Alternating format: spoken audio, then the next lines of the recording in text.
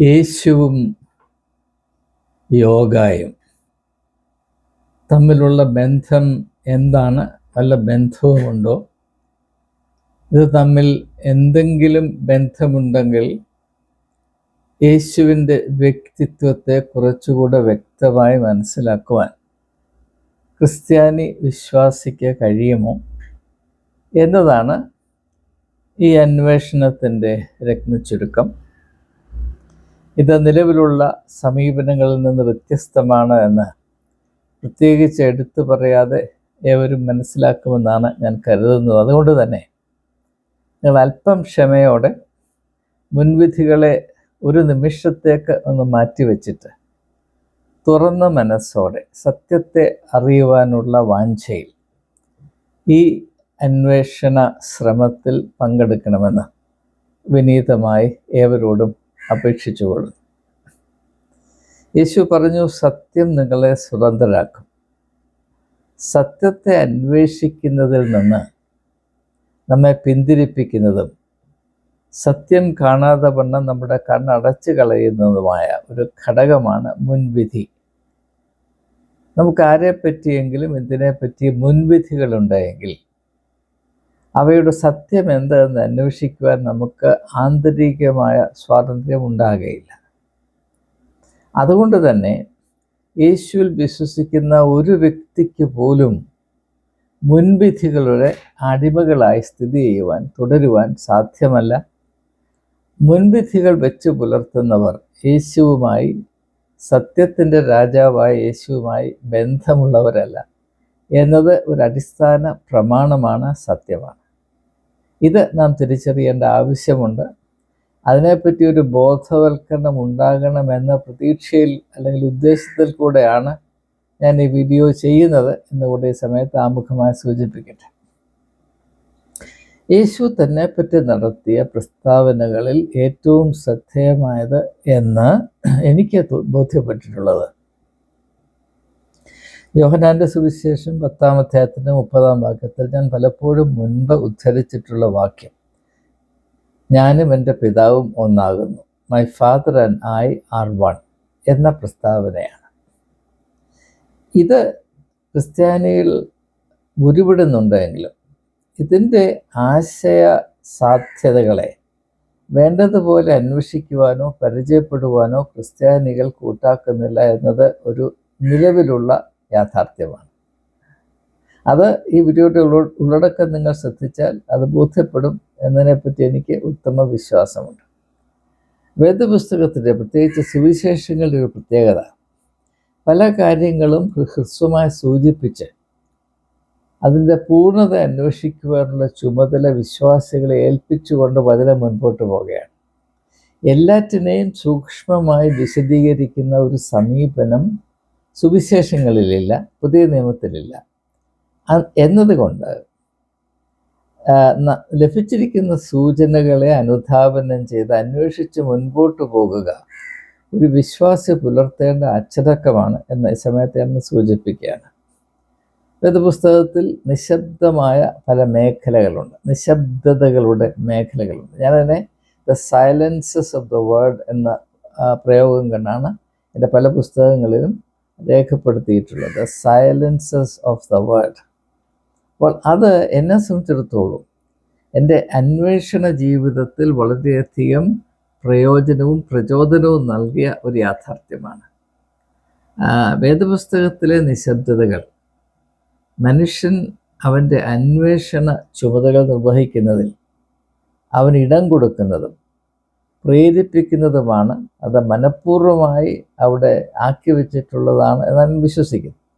എന്നാൽ പല ആളുകളും ഈ വചന നിശബ്ദതകൾ പെട്ടെന്ന് അതിജീവിച്ച് അവയെ അവഗണിച്ച് മുൻപോട്ട് പോകുന്നത് കൊണ്ട് ഇപ്രകാരമുള്ള മറഞ്ഞിരിക്കുന്ന യാഥാർത്ഥ്യങ്ങളെ മനസ്സിലാക്കുവാനുള്ള അവസരങ്ങൾ പാടെ നഷ്ടപ്പെടുത്തുന്നുണ്ട് എന്നുകൂടെ ഈ സമയത്ത് നാം ഓർക്കേണ്ടതാണ്. ഏതായാലും യേശുവിൻ്റെ ഈ പ്രസ്താവന, ഇതിനെപ്പറ്റി ഞാൻ 2-3 വീഡിയോകൾ ഇതിന് മുൻപ് ചെയ്തിട്ടുണ്ട്. എന്നാൽ അതിലൊന്നും ഉൾപ്പെടുത്താത്ത ആശയമാണ് ഈ വീഡിയോയിൽ ഞാൻ ഉൾപ്പെടുത്തുന്നത് എന്നും കൂടി ഞാൻ സൂചിപ്പിക്കും. യേശുവിൻ്റെ കാഴ്ചപ്പാടിൽ മനുഷ്യൻ്റെ ആധ്യാത്മിക ജീവിതത്തിൻ്റെ ഉച്ചകോടി എന്നത് ഒരു വ്യക്തിയും ദൈവവുമായി താതാത്മ്യം പ്രാപിക്കുക, ഒന്നായി തീരുക. ഞാനും എൻ്റെ പിതാവും ഒന്നാകുന്നു എന്ന് യേശു പറയുന്ന ആ അവസ്ഥയിൽ എത്തിച്ചേരുന്നതാണ് മനുഷ്യൻ്റെ ആധ്യാത്മിക ജീവിതത്തിൻ്റെ ഏറ്റവും അഗ്രഗണ്യമായ, ഏറ്റവും ഉന്നതമായ അവസ്ഥ. അത് തന്നെ ഹിന്ദു ഫിലോസഫിയിൽ യോഗ ഫിലോസഫിയും പറയുന്നുണ്ട്. ഹിന്ദു ഫിലോസഫികളിൽ ചിലതൊക്കെ നിരീശ്വര ഫിലോസഫികളാണ്. ഉദാഹരണമായിട്ട് സാഖ്യ ഫിലോസഫിയിൽ ഈശ്വരൻ എന്ന ഒരു സങ്കല്പമില്ല. അതുപോലെ ചാർവാക സ്കൂൾ ഓഫ് ഫിലോസഫി അതിലും അങ്ങനെയില്ല.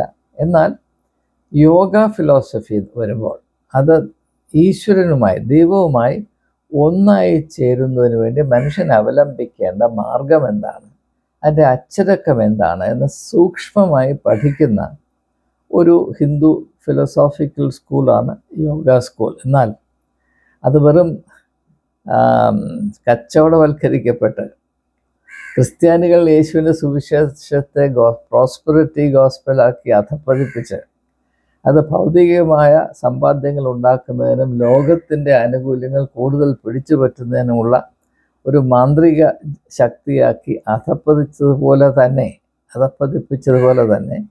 ഹിന്ദുക്കൾ നല്ല കച്ചവട ബോധ്യമുള്ള ആളുകൾ, ഇപ്പോൾ ബാബ രാംദേവിനെ പോലെയുള്ള ആളുകൾ യോഗ എടുത്തിട്ട് അതൊരു ഫിലോസഫിയല്ല, ഒരു ചില അഭ്യാസങ്ങളുടെ പരമ്പരയാണ് എന്ന വിധത്തിൽ ലോകത്തെ മുഴുവനും തെറ്റിദ്ധരിപ്പിച്ച് ശതകോടികൾ കൊയ്തെടുത്തിട്ടുണ്ട്.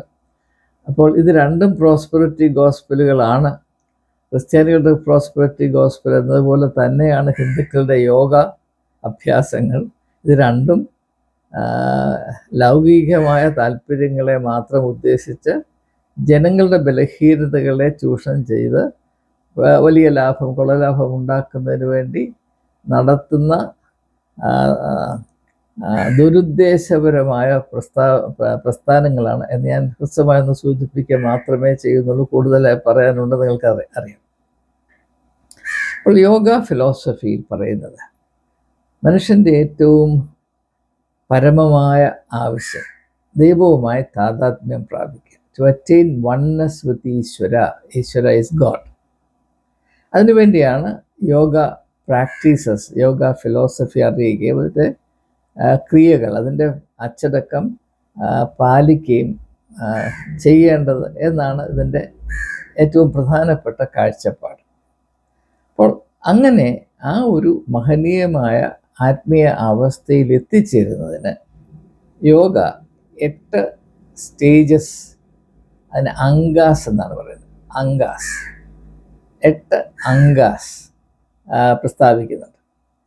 ഞാനത് ഒന്ന് വളരെ ഹ്രസ്വമായി പരാമർശിച്ച് വീണ്ടും ഞാൻ വേദപുസ്തകത്തിലേക്ക് തിരിച്ചു വരുന്നതായിരിക്കും.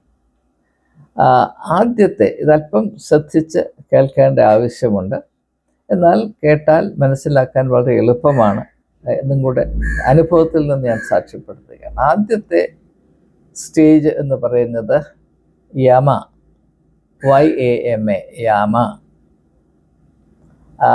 ഈ യാമ ഞാൻ ആദ്യം 8 ഒന്ന് സൂചിപ്പിച്ചിട്ട് ഞാൻ ഓരോന്നും അല്പം ഒന്ന് വിശദീകരിക്കും. യാമ, പിന്നെ നിയമ, YAMA ആദ്യത്തെ, രണ്ടാമത്തെ NYMA നിയമ. അതിനുശേഷം നമുക്കറിയാം യോഗ എല്ലാവരും എപ്പോഴും അറിയുന്നത് ആസനാസ്. നാലാമത്തേത്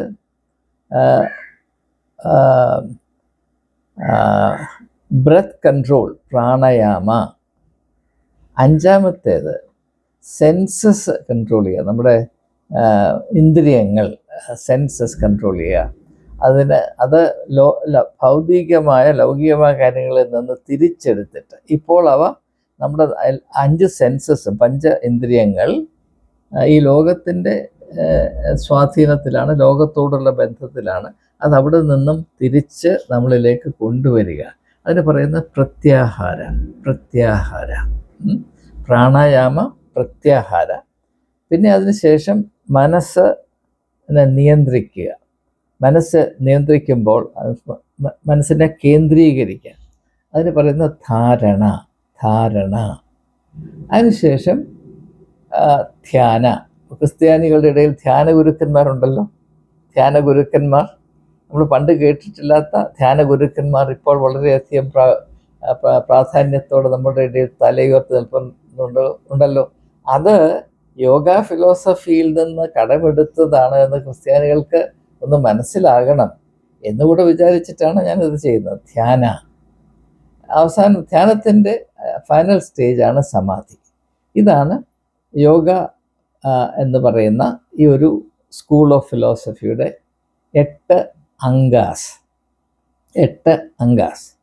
അതായത് ഒന്നുകൂടെ ആവർത്തിക്കട്ടെ: യമ, നിയമ, ആസനാസ്, പ്രാണായാമ, പ്രത്യാഹാര, ധാരണ, ധ്യാന, സമാധി.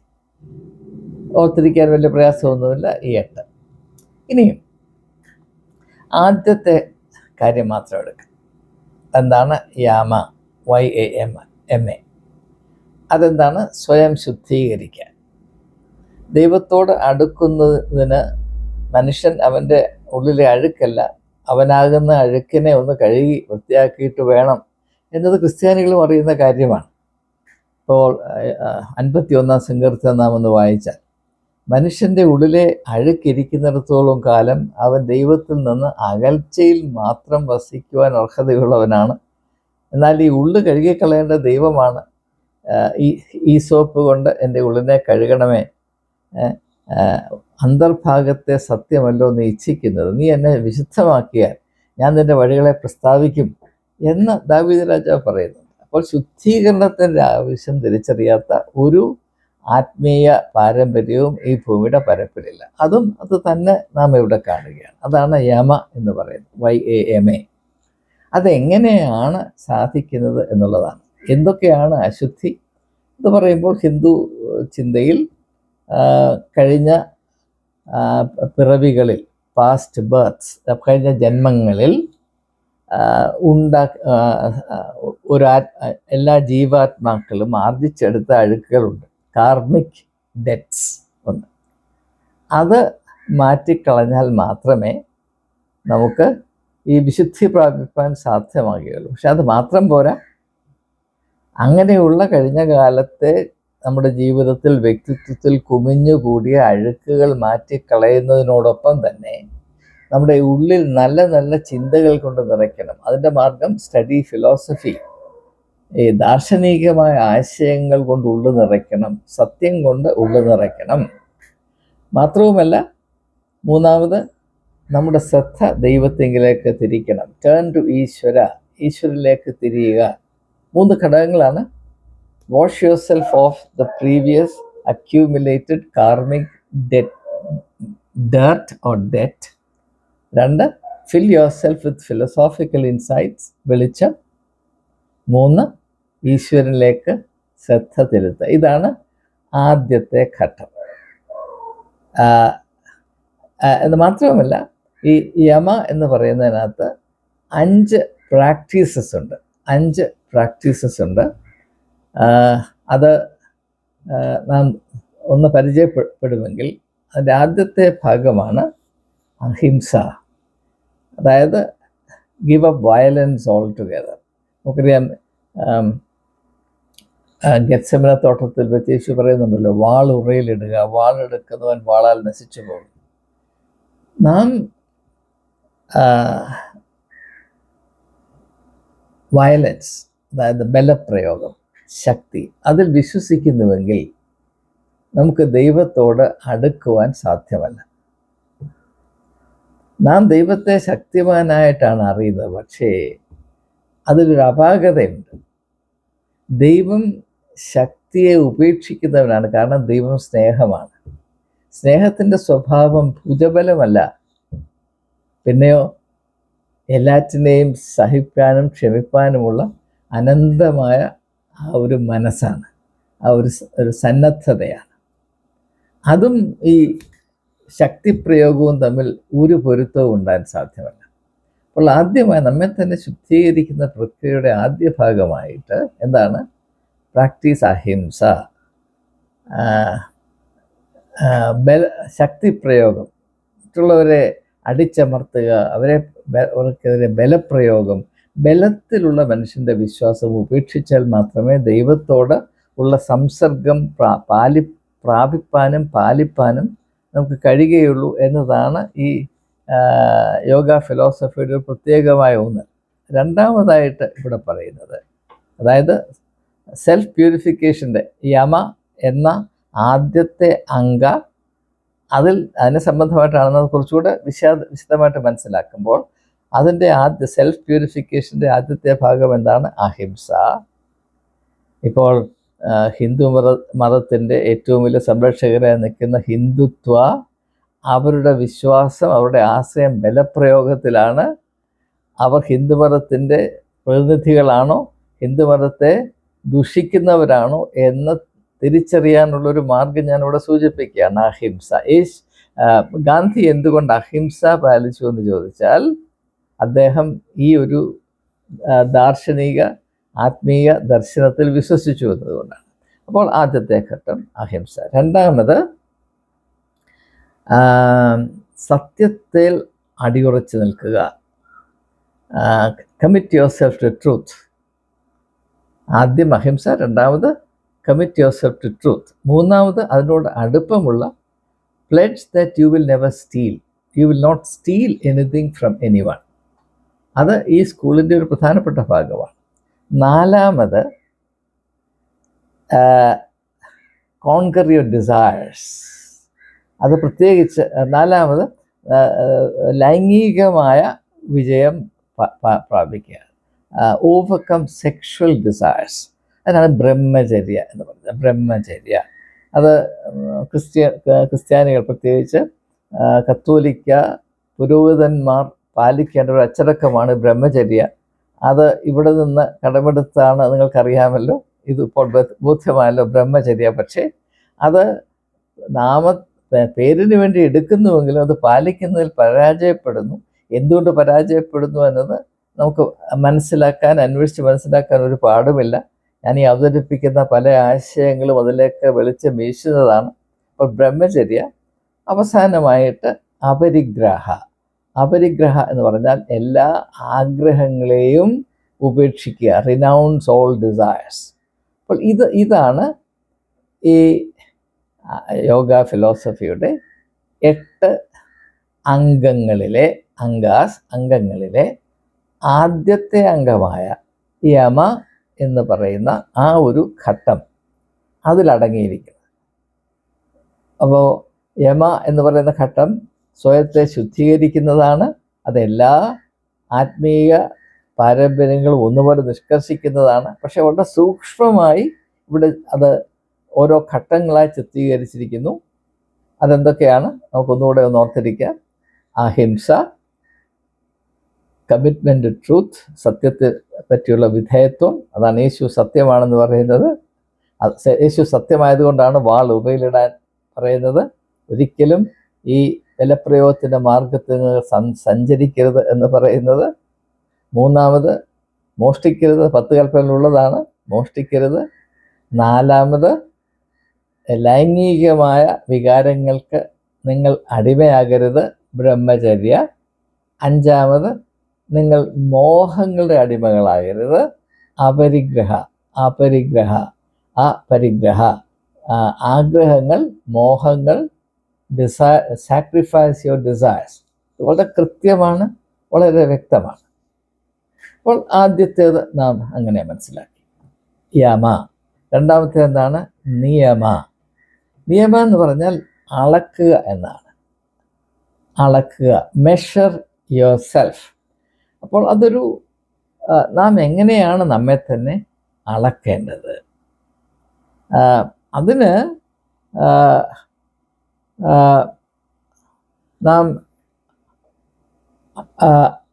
നമ്മെ അളക്കുമ്പോൾ നാം എവിടെയാകുന്നു,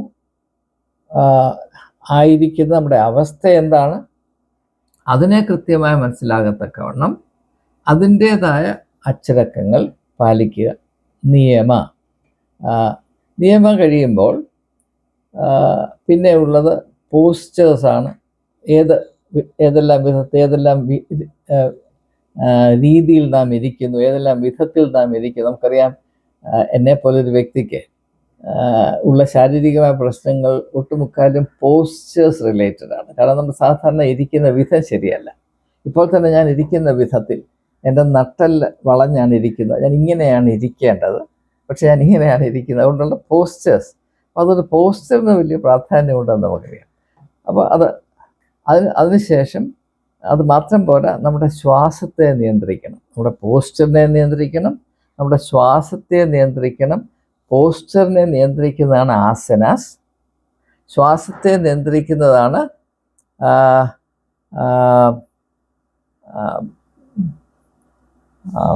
പ്രാണായാമ ചില കൺഫ്യൂഷൻ വരുന്നു. പ്രാണൻ എന്ന് പറഞ്ഞ ബ്രെത്ത്, പ്രാണായാമ, ബ്രെത്ത് കൺട്രോൾ. അത് സാധാരണ ചെയ്യുന്നത് ഒരു മൂക്കടച്ച് മറ്റേ മൂക്കിൽ കൂടെ ശ്വാസം അകത്തോട്ടെടുത്ത് പിന്നെ 2 മൂക്കും അടച്ച് പിടിച്ച് കുറച്ചേരം ശ്വാസം ഉള്ളിൽ വെച്ച് മറ്റേ മൂക്കിൽ കൂടെ നാസാദ്വാരത്തിൽ കൂടെ വെളിയിലേക്ക് വിടുന്നു. ഒരു നാസാദ്വാരത്തിൽ കൂടെ മാത്രം ശ്വസിച്ച് അതിനുശേഷം 2 നാസാദ്വാരങ്ങളും അടച്ച് എടുത്ത ബ്രത്ത് ഉള്ളിൽ കുറേ നേരം സംഗ്രഹിച്ച് അത് 20 സെക്കൻഡ്, 25 സെക്കൻഡ്, അത് കൂടി വന്ന് 1 മിനിറ്റ്, 1.5 മിനിറ്റ്, 2 മിനിറ്റ് ഒക്കെ ആകുന്നവരുണ്ട്. പിന്നെ മറ്റേതിൽ അപ്പോൾ പിന്നെ എടുക്കുമ്പോൾ നേരെ മറിച്ച്, അതാണ് ഈ പ്രാണായാമം എന്ന് പറയുന്നത്. എന്നാൽ അത് ബ്രെത്ത് കൺട്രോള് മാത്രം പോരാ, പിന്നെ നമുക്ക് നമ്മുടെ സെൻസസ് കൺട്രോൾ ചെയ്യണം. അതായത് ഇപ്പോൾ നമ്മുടെ 5 സെൻസസും ലോകത്തിൻ്റെ കാര്യങ്ങളിൽ മാത്രം ശ്രദ്ധിച്ച് അതിൽ കേന്ദ്രീകരിച്ച് നിൽക്കുകയാണ്. അതിനെ അവിടെ നിന്ന് വീണ്ടെടുക്കണം, തിരിച്ചെടുക്കണം. പ്രത്യാഹാര ഇപ്പോൾ അങ്ങോട്ടാണ്, അതിന് നേരെ മറിച്ച് പ്രത്യാഹാര. എന്നാൽ അങ്ങനെ നാം തിരിച്ചെടുക്കുന്നു, അത് മാത്രം പോരാ. അതിനുശേഷം നമ്മുടെ മനസ്സിനെ നിലനിർത്തണം, മനസ്സിനെ ഒരു കേന്ദ്രീകരിച്ച് നിർത്തണം. അതിന് ധാരണ നമുക്കറിയാം. ധാരണയുള്ള ഒരുത്തിനൊരു ധാരണ ഉണ്ടാകുമെന്ന് പറഞ്ഞാൽ അവിടെ അവന് പിടിച്ചു നിൽക്കാനായിട്ട് അവനൊരു പോയിന്റ് കിട്ടി എന്നാണ് നാം ധാരണ. അവൻ്റെ മനസ്സ് എവിടെയാണ് ഉറച്ചു നിൽക്കുന്നത്, അതിനാണ് അവൻ്റെ ധാരണ എന്ന് പറയുന്നത്. അതുപോലെ നമ്മുടെ മനസ്സിനെ നിയന്ത്രിച്ച് ഒരു ബിന്ദുവിൽ കേന്ദ്രീകരിച്ചിരിക്കുന്ന സ്ഥിതിയാണ് ധാരണ എന്ന് പറയുന്നത്. എന്നിട്ട് ആ സ്ഥിതിയിൽ ഇരുന്നുകൊണ്ട് നാം അഭൗമമായ കാര്യങ്ങളെപ്പറ്റി ചിന്തിക്കുമ്പോൾ അതിന് ധ്യാനം എന്ന് പറയുന്നു. ധ്യാനം കൂടാനൊക്കെ പോകുമ്പോൾ ആളുകൾ മനസ്സിലാക്കണം, ആ ധ്യാനം അതിൻ്റെ പൂർണ്ണ സ്ഥിതിയിലേക്ക് വളരുമ്പോൾ അവസാനമായി ചെന്നെത്തുന്ന സ്റ്റേജാണ് സമാധി. അപ്പോൾ ഈ യോഗ ഫിലോസഫിയുടെ കാഴ്ചപ്പാടനുസരിച്ച് ഈ സമാധി എന്ന് പറയുന്ന അവസ്ഥയിൽ മാത്രമേ മനുഷ്യൻ ഈശ്വരനുമായി ഒന്നായി ചേരുന്നുള്ളൂ. അപ്പോൾ നാം ഈ സമാധി എന്ന ഹിന്ദു ഫിലോസഫിയിലുള്ള ഹിന്ദു ഫിലോസഫിയുടെ ഒരു ഭാഗമായ യോഗ ഫിലോസഫിയിൽ വിവക്ഷിക്കുന്ന അല്ലെങ്കിൽ അങ്ങനെ കരുതി വച്ചിരിക്കുന്ന ആ സ്റ്റേജിൽ യേശു എത്തി എന്ന വിധത്തിലാണ് യോഹന്നാന്റെ സുവിശേഷം 10-ാം അധ്യായത്തിൻ്റെ 30-ാം വാക്യത്തിൽ ഞാനും എൻ്റെ പിതാവും ഒന്നാകുന്നു, ഞാൻ ദൈവവുമായി പൂർണ്ണ താതാത്മ്യം പ്രാപിച്ചിരിക്കുന്നു, ഐ ആം ഇൻ എ സമാധി സ്റ്റേറ്റ് എന്ന് പറയാം. പക്ഷേ ഇവിടെയാണ് നാം ഇനിയും ശ്രദ്ധിക്കേണ്ടത്. പക്ഷേ യോഗ വിഭാവന ചെയ്യുന്ന സമാധി സ്റ്റേറ്റും യേശു അവകാശപ്പെടുന്ന ഞാനും എൻ്റെ പിതാവും ഒന്നാകുന്നു എന്ന് പറയുന്ന ആധ്യാത്മിക വളർച്ചയുടെ ഉച്ചകോടി, അതും തമ്മിൽ കാര്യമായൊരു വ്യത്യാസമുണ്ട്. ആ വ്യത്യാസം എന്താണെന്ന് ചോദിച്ചാൽ, യോഗ ഫിലോസഫിയിൽ കൂടെ, യോഗ പ്രാക്ടീസിൽ കൂടെ ഈ പരമ സ്റ്റേജായ സമാധി എത്തിക്കഴിയുമ്പോൾ പിന്നെ ഭൗതികമായ കാര്യങ്ങളോട് പൂർണ്ണമായി വിരക്തി പ്രാപിക്കുകയും അതിൽ നിന്ന് ലിബറേഷൻ, അതിൽ നിന്ന് മുക്തി പ്രാപിക്കുകയും പിന്നെ ഭൗതികമായ കാര്യങ്ങൾ ഇടപെടാതിരിക്കുകയാണ് ഉത്തമം എന്ന ഒരു ബോധ്യമുണ്ടാകുകയും ചെയ്യും. എന്നാൽ യേശുവിനെ സംബന്ധിച്ചിടത്തോളം നേരെ മറിച്ചാണ്. താനും പിതാവും ഒന്നായി തീർന്നതുകൊണ്ട് തൻ്റെ ദൗത്യം ആരംഭിക്കുകയാണ്. നേരെ മറിച്ചാണ്. അതുകൊണ്ട് പിതാവിൻ്റെ ഹിതം സ്വർഗത്തിലായിരിക്കുന്നത് പോലെ ഭൂമിയിൽ നടപ്പാക്കപ്പെടണം എന്നത് ലക്ഷ്യമാക്കി യേശു എല്ലാറ്റിനെയും മറന്ന് ആത്മീയമായ ഒരു ദൗത്യ ജീവിതത്തിലേക്ക് പ്രവേശിക്കാൻ. അതാണ് തമ്മിലുള്ള വ്യത്യാസം. അത് കാര്യമായ വ്യത്യാസമാണ്. ആ വ്യത്യാസം കൊണ്ടാണ് ലോകത്തിന് പ്രത്യാശ ഉണ്ടാകുന്നത്. അല്ലെങ്കിൽ ഓരോ വ്യക്തിയും ഈ യോഗ ക്രമത്തിൽ കൂടെ, യോഗ പ്രാക്ടീസസിൽ കൂടെ അവൻ്റേതായ മോക്ഷം കണ്ടെത്തി അവൻ മുക്തി പ്രാപിക്കും. അതുകൊണ്ട് മറ്റാർക്കും കാര്യമായ പ്രയോജനമൊന്നുമില്ല. പ്രയോജനം ഉണ്ടാകാം. എങ്ങനെയാണ്? അവൻ ഇപ്രകാരം ഈ മാർഗത്തിൽ കൂടെ സഞ്ചരിച്ച് ഈ സംസാര ദുഃഖങ്ങളിൽ നിന്ന് മുക്തി പ്രാപിച്ച് അവനൊരു സന്തോഷത്തിൻ്റെ ബ്ലിസ്ഫുൾ സ്റ്റേജ് എത്തിയിരിക്കുന്നു. എനിക്കും അങ്ങനെ ആകാം, അതുകൊണ്ട് ഞാൻ ആ മാർഗത്തിൽ പോകുമെന്ന് മറ്റ് വ്യക്തികൾ വിചാരിച്ച അപ്രകാരം അവർ അധ്വാനിച്ചാൽ അവർക്ക് അതിൻ്റെ ഗുണഫലം കിട്ടാം. അല്ലാതെ ലോകത്തിൻ്റെ പാപത്തെ ചുവക്കുന്ന ദൈവത്തിൻ്റെ കുഞ്ഞാടായി തന്നെ മനസ്സിലാക്കുവാനും അപ്രകാരം സംഗ്രഹിച്ച് ഒരു ആത്മീയ ദൗത്യം ആവിഷ്കരിച്ച് ലോകത്തിൻ്റെ മനുഷ്യ അവസ്ഥയ്ക്ക് കാര്യമായ രൂപാന്തരം സംഭവിക്കത്തക്കവണ്ണം ഒരു ആത്മീയമായ ഇടപെടൽ നടത്തുവാൻ യോഗ ഫിലോസഫിയിൽ നിഷ്കർഷിക്കുന്ന സമാധി സ്റ്റേറ്റിൽ കൂടെ സാധ്യമല്ല. എൻ്റെ പരിമിതമായ അറിവ് ഞാൻ പറയുകയാണ്. ഞാൻ ഒന്ന് മറ്റതിനോട് താരതമ്യപ്പെടുത്തി ഒന്നിനെ മോശമാക്കുകയും മറ്റതിനെ മഹത്വവൽക്കരിക്കുകയും അല്ല ചെയ്യുന്നത്. ഞാൻ മനസ്സിലാക്കാൻ കഴിഞ്ഞിടത്തോളം കാര്യങ്ങൾ പറയുന്നു എന്നത് മാത്രം. ഇനിയും നമുക്കറിയാം, ഗലാത്യർക്കെഴുതിയ ലേഖനത്തിൽ 5-ാം അധ്യായത്തിൽ പൗലോസ് അപ്പോസ്തലൻ പരിശുദ്ധാത്മാവിൻ്റെ ഫലത്തെ പറ്റി പറയുന്നുണ്ട്, the fruit of the holy spirit. അതിനകത്ത് പറയുന്ന ഒരു കാര്യമാണ് സെൽഫ് കൺട്രോൾ. സെൽഫ് കൺട്രോൾ അത് യോഗ ഫിലോസഫിയിൽ വളരെ പ്രത്യക്ഷമായി വളരെ അടിവരയിട്ട് പറയുന്നുണ്ട് എന്ന് ഞാൻ ഇതുവരെ അവതരിപ്പിച്ച ആ കാര്യങ്ങളിൽ കൂടെ പ്രത്യക്ഷമാണ്. സെൽഫ് കൺട്രോൾ അത് പ്രാണായാമത്തിൽ കൂടെയാണെങ്കിലും പോസ്ചറിൽ കൂടെയാണെങ്കിലും അല്ലെങ്കിൽ അപരിഗ്രഹ, അതായത് ലോകത്തിൽ നിന്ന് നമ്മുടെ ആഗ്രഹങ്ങളെ പിൻവലിച്ച് അത് ഒരു അതിൽ നിന്ന് വിടുതൽ നിലനിർത്തത്തക്കവണ്ണം fixing the mind on a different point.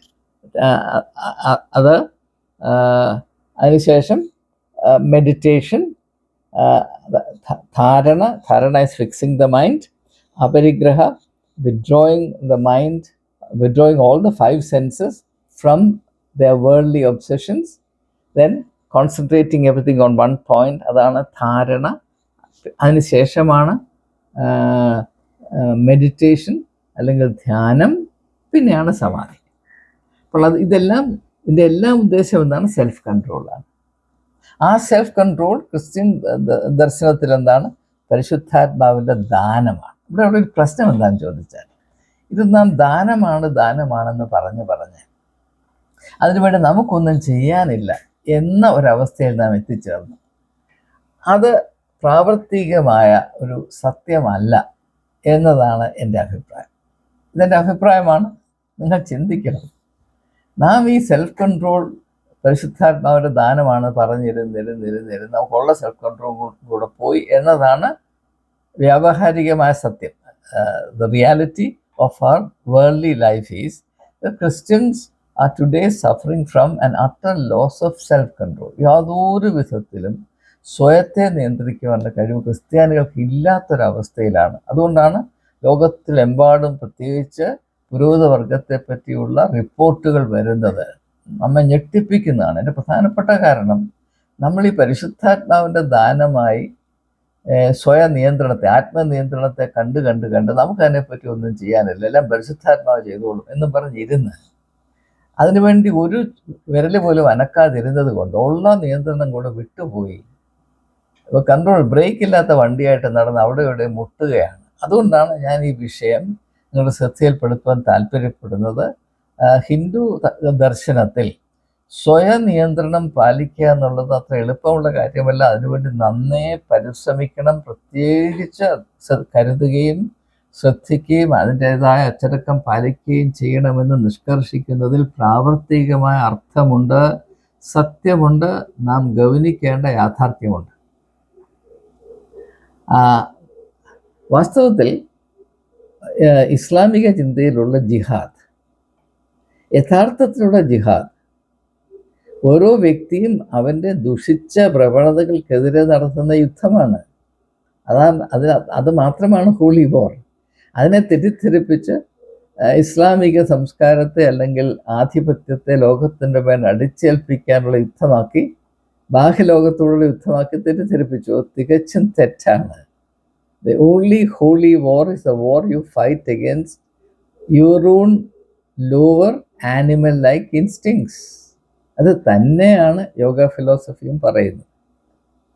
അതുകൊണ്ട് നാം ഈ സെൽഫ് കൺട്രോൾ അല്ലെങ്കിൽ ആത്മനിയന്ത്രണം എന്ന് പറയുന്ന ആശയത്തെ കുറച്ചുകൂടെ യാഥാർത്ഥ്യബോധത്തോടെ മനസ്സിലാക്കുകയും കൈകാര്യം ചെയ്യുകയും ചെയ്യണം. ഇല്ലാഞ്ഞാൽ ഇപ്പോഴത്തെ നമ്മുടെ പരിതാപകരമായ അവസ്ഥ കൂടുതൽ വഷളായിക്കൊണ്ടേയിരിക്കും എന്നതാണ് എനിക്ക് എവരോടും സൂചിപ്പിക്കാറുള്ളത്. ഏതായാലും യേശു വിഭാവന ചെയ്ത ആ മഹനീയമായ സ്ഥിതി, ഞാൻ ഇവൻ്റെ പിതാവും ഒന്നാകുന്നു, അതേ അവസ്ഥയാണ് യോഗ ഫിലോസഫിയിലും പറയുന്നത്. പക്ഷേ ഇത് രണ്ടിനോടുള്ള സമീപനത്തിൽ വ്യത്യാസമുണ്ട് എന്ന് മാത്രമല്ല, ആ ഒരവസ്ഥ പ്രാപിച്ച ശേഷം എന്ത് സംഭവിക്കുന്നു അതിലും വ്യത്യാസമുണ്ട്.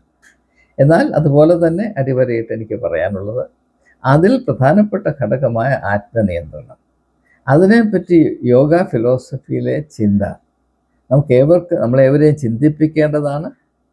അതുകൊണ്ട് നാം പ്രാപിക്കേണ്ട തിരിച്ചറിവ്, ഇത് പരിശുദ്ധാത്മാവിൻ്റെ ദാനമാണ് എന്ന് പറഞ്ഞ് കൈയും കെട്ടിയിരിക്കാതെ, പരിശുദ്ധാത്മാവ് എന്താണെന്ന് മനസ്സിലാക്കിയിട്ട് അതിൻ്റെ അച്ചടക്കത്തെ പാലിക്കുവാൻ നാം കൂട്ടാക്കിയാൽ ഈ ആത്മനിയന്ത്രണത്തെ പറ്റിയുള്ള നമ്മുടെ സങ്കല്പങ്ങൾ കുറച്ചുകൂടെ യാഥാർത്ഥ്യമായി തീരും. ഇനി പരിശുദ്ധാത്മാവ് എന്താണ് എന്നുകൂടെ പെട്ടെന്നൊന്ന് സൂചിപ്പിച്ച് നിർത്താൻ പോവുകയാണ്. പരിശുദ്ധാത്മാവ് എന്നത് നാമും ദൈവവുമായി ഒന്നായിത്തീരുന്ന ആ അവസ്ഥയിൽ ഉടലെടുക്കുന്ന പ്രത്യേകമായ ഊർജവും ആർജവുമാണ്. അപ്പം യേശുവിൽ പരിശുദ്ധാത്മാവ് വന്നു എന്ന് പറയുമ്പോൾ അതിൻ്റെ തത്വം എന്താണ്? ഞാനും പിതാവും ഒന്നായി തീർന്നു. അതിൻ്റെ ഫലമായി ഉടലെടുക്കുന്ന പ്രത്യേകമായ അവസ്ഥയിൽ സ്ഥിതി ചെയ്യുന്ന ഊർജം, ആർജവം, ദർശനം, വ്യക്തിത്വത്തിൻ്റെ ഗാംഭീര്യം, ആത്മീയമായ ആ അതോറിറ്റി, ഇതെല്ലാം ഉൾക്കൊള്ളുന്നതാണ് പരിശുദ്ധാത്മാവ്.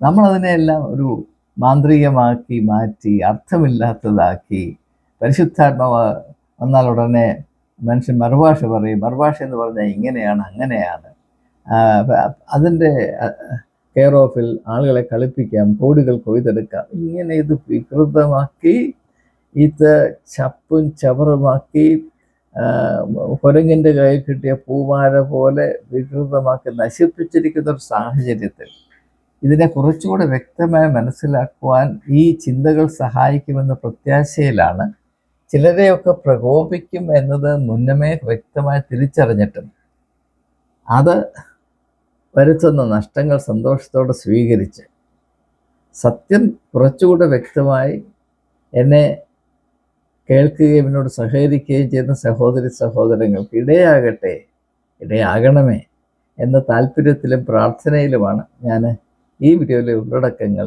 നിങ്ങളുമായി പങ്കിടുന്നത്. അതേ ആത്മാവിൽ നിങ്ങൾ ഇത് ശ്രവിക്കുകയും ഇതിനെ സ്വീകരിക്കുകയും ചെയ്യുമെന്ന് പ്രതീക്ഷിച്ചുകൊണ്ട് അതിനായുള്ള എൻ്റെ നന്ദി മുന്നമേ അറിയിച്ചുകൊണ്ട് വാക്കുകൾ ഉപസംഹരിക്കുന്നു. സർവശക്തനായ ദൈവം, വെളിച്ചത്തിൻ്റെ ഉറവിടമായ ദൈവം നമുക്ക് ഏവർക്കും സൽബുദ്ധി നൽകുമാറാകട്ടെ. ആമേൻ.